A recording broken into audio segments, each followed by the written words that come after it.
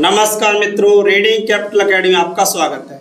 मित्रों, हम राज्यपाल की शक्तियों का अध्ययन करेंगे। राज्यपाल में कौन सी शक्तियां निहित होती हैं? तो मित्रों, देखा जाए भारत में संसदीय शासन प्रणाली है। जिस तरह से केंद्रीय स्तर पर राष्ट्रपति की शक्तियां नाम मात्र की होती हैं, ठीक उसी प्रकार से राज्य स्तर पर भी नाम मात्र की शक्तियां राज्यपाल में निहित होती हैं। इस तरह से मित्रों देखा जाए तो राज्यपाल की शक्तियों में अनुच्छेद 154 आर्टिकल 154 में व्यवस्था की गई है कि अनुच्छेद 154 अधीन राज्यपाल को अनेक शक्तियां प्राप्त हैं।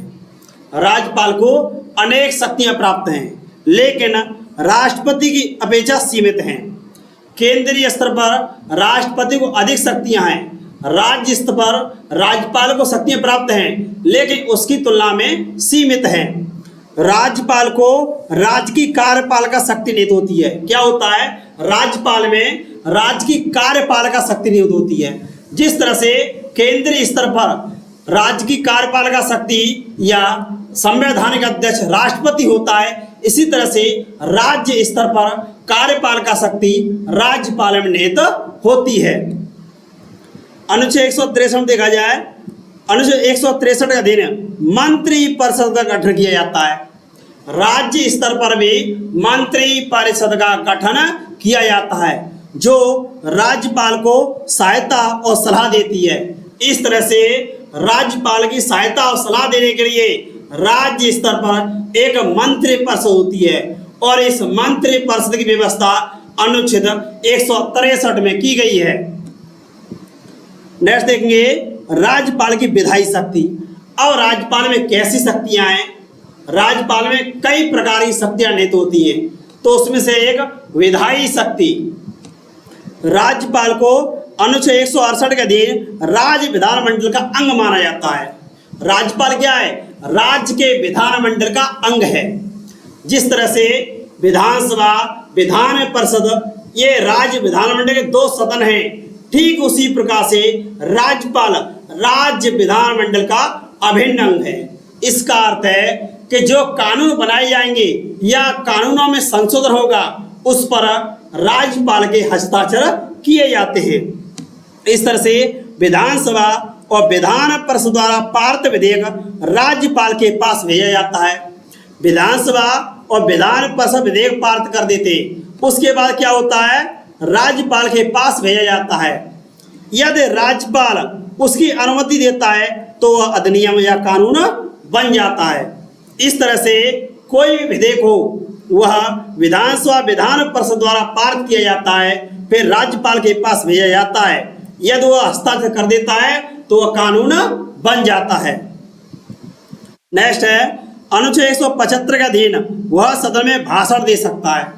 अनुच्छेद 175 में व्यवस्था की गई है कि राज्यपाल क्या होता है? सदन में अर्थात विधानसभा में और विधान परिषद में जो सत्र लगते हैं तब अभिभाषण करता है और अपना संदेश भी भेजता है।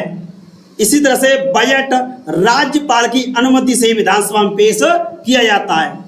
अब राज्य स्तर पर देखा जाए, राज्य स्तर पर बजट पेश किया जाता है, वह किसकी अनुमति से पेश किया जाता है?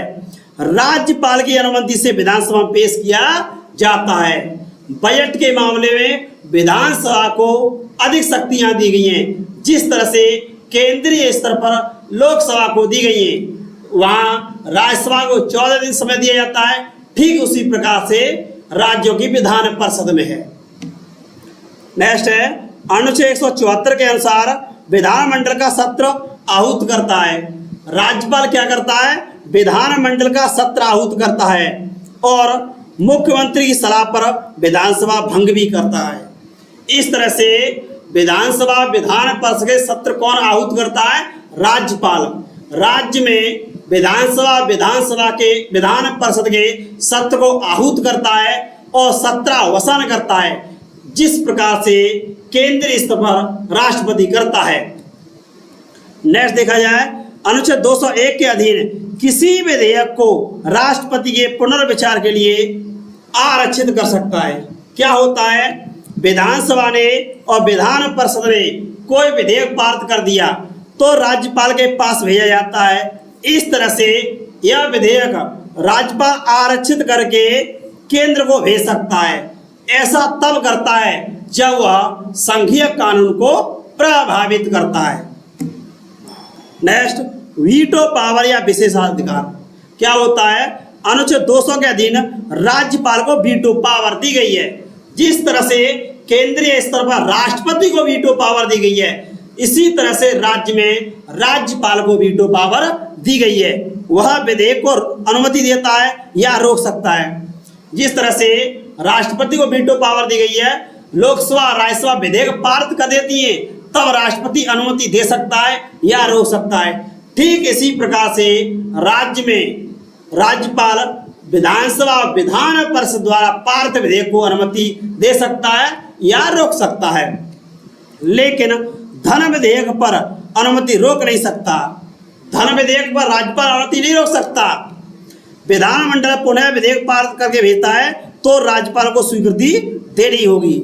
यदि कोई कानून है या विधेयक है, उसको पुनः विधानमंडल पारित कर देता है, फिर राज्यपाल को अनुमति देनी होगी। फिर राज्यपाल अपनी वीटो पावर का प्रयोग नहीं कर सकता। इसी तरह से अध्यादेश जारी करने की शक्ति अनुच्छेद 253 में अनुच्छेद 213 में आर्टिकल 213 में राज्यपाल को क्या दिया गया है? अध्यादेश जारी करने की शक्ति दी गई है। क्या होता है? राज्यपाल अध्यादेश जारी कर सकता है। इसका प्रभाव विधानमंडल द्वारा पारित कानून के समान होता है। ये अध्यादेश क्यों जारी करना पड़ता है? क्या होता है, कभी किसी कानून की अति आवश्यकता होती है लेकिन सत्र का आयोजन नहीं होता। ऐसी परिस्थिति में राज्यपाल के द्वारा अनुच्छेद 213 के अधीन अध्यादेश जारी किया जाता है और इस अध्यादेश का प्रभाव विधानमंडल द्वारा पारित कानून के समान ही होता है। और आर्टिकल 200 के तहत क्या दी गई है? Veto power. अनुच्छेद 200 के तहत राज्यपाल को वीटो पावर दी गई है और अनुच्छेद 213 के तहत राज्यपाल को अध्यादेश जारी करने की शक्ति दी गई है। नेक्स्ट है महाधिवक्ता या एडवोकेट जनरल। क्या होता है? यह राज्य सरकार का कानूनी सलाहकार होता है। आर्टिकल 165 में इसकी व्यवस्था की गई है। अनुच्छेद 165 के अधीन महाधिवक्ता की नियुक्ति राज्यपाल करता है। अनुच्छेद 165 के अनुसार एडवोकेट जनरल या महाधिवक्ता की नियुक्ति कौन करता है? राज्यपाल करता है। यह राज्य सरकार का कानूनी सलाहकार होता है, विधि सलाहकार होता है। यह राज्य विधानसभा और विधान परिषद में कार्यवाही में भाग ले सकता है। क्या होता है? विधानसभा का और विधान परिषद का सत्र चल रहा होता है, उस समय महाधिवक्ता कार्यवाही में भाग ले सकता है, बहस में भाग ले सकता है, लेकिन मत नहीं दे सकता, क्योंकि महाधिवक्ता न तो विधानसभा का सदस्य होता और न ही विधान परिषद का। इस तरह से ये मतदान नहीं कर सकता। और महाधिवक्ता कौन होता है? कानूनी सलाहकार होता है। महाधिवक्ता एक कानूनी सलाहकार होता है, विधानसभा और विधान परिषद की कार्यवाही भाग लेता है, लेकिन मतदान नहीं करता है। नेक्स्ट देखेंगे, इसकी व्यवस्था आर्टिकल 165 में की गई है, एडवोकेट जनरल के आर्टिकल 165 में। अब उच्च न्यायालय के न्यायाधीश की नियुक्ति के लिए सलाह।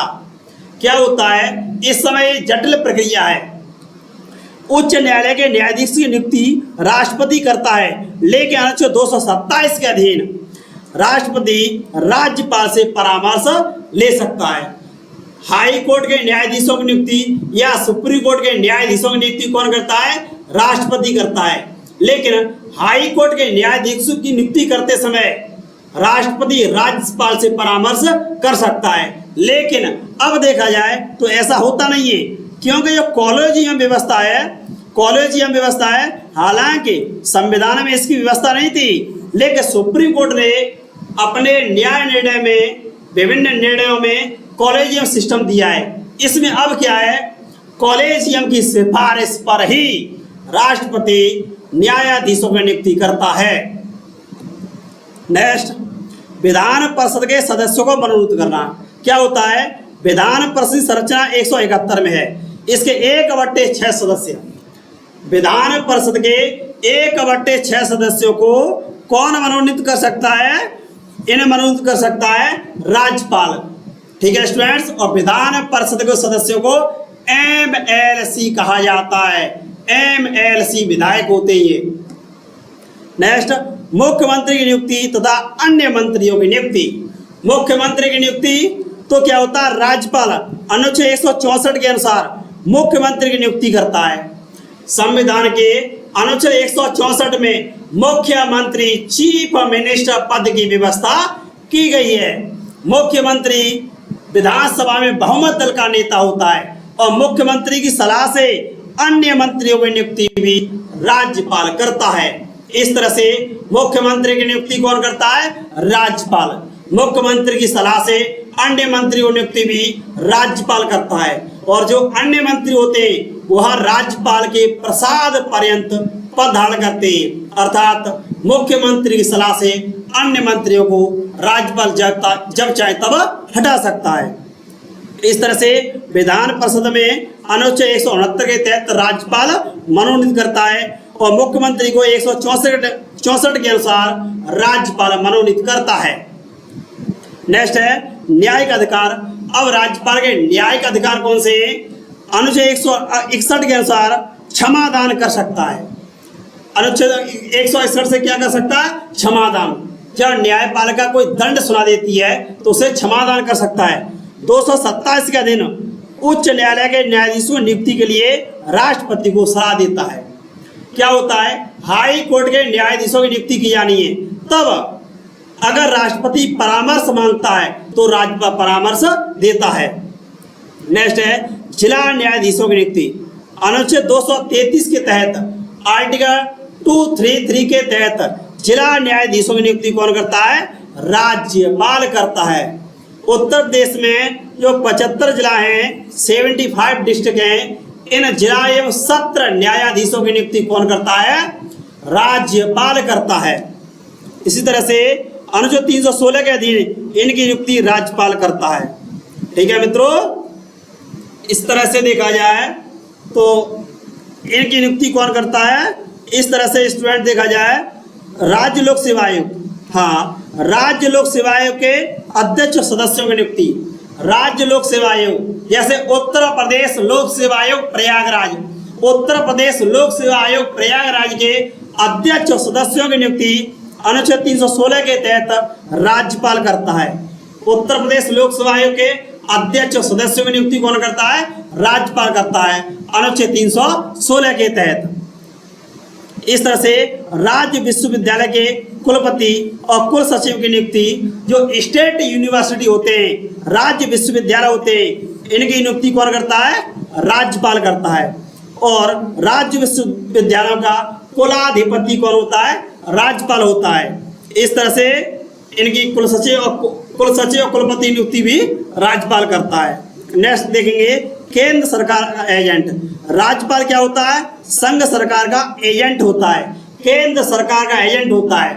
खासकर तब देखने को मिलता है जब केंद्र में किसी अन्य दल की सरकार होती है और राज्य में किसी अन्य दल की सरकार होती है, तब काफी डायलेमा की दुविधा की स्थिति आ जाती है। उस समय केंद्र सरकार का एजेंट होने के कारण राज्य सरकार को कार्य प्रक्रिया को प्रभावित करता है। वित्तीय अधिकार देखा जाए, धन विधेयक राज्यपाल की अनुमति से विधानसभा में पेश किया जाता है। जो धन विधेयक होता है वह राज्यपाल की अनुमति से विधानसभा में पेश किया जाता है।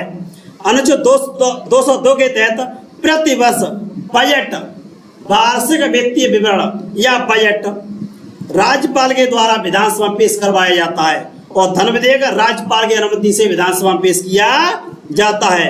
इसी प्रकार अनुच्छेद 203 के अधीन आकस्मिक निधि से धन राज्यपाल के बिना अनुमति के नहीं निकाला जा सकता। क्या होता है, जिस तरह से केंद्रीय स्तर पर आकस्मिक निधियां हैं, राज्य स्तर में है, तो इसके लिए प्रक्रिया है। तो अनुच्छेद 203 में प्रावधान किया गया है कि राज्यपाल की अनुमति से आकस्मिक निधि से धन निकाला जा सकता है। इस तरह से विवेकाधिकार देखा जाए, राज्यपाल को कुछ विवेकाधिकार भी प्रयोग करना पड़ता है। क्या होता है, किसी दल को बहुमत नहीं मिलता है तब राज्यपाल सबसे बड़े दल के नेता को बुला सकता है और सरकार गठन करने का न्योता देता है। इस तरह से इन मामलों में राज्यपाल को विवेकाधिकार भी प्राप्त होते हैं। धन्यवाद स्टूडेंट्स।